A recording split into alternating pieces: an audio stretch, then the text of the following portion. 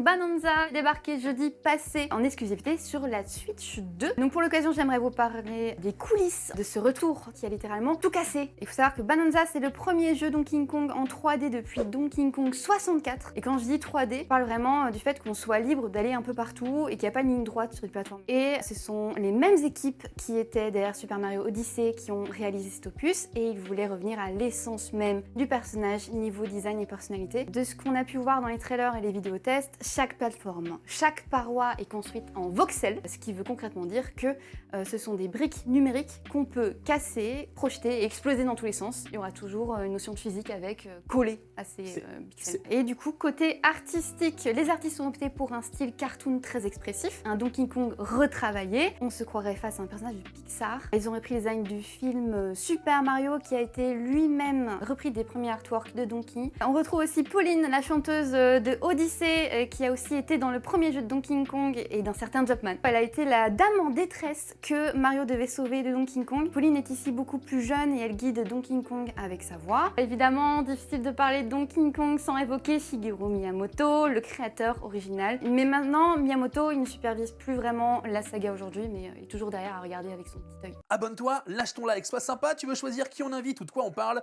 Fais-nous en part dans les commentaires.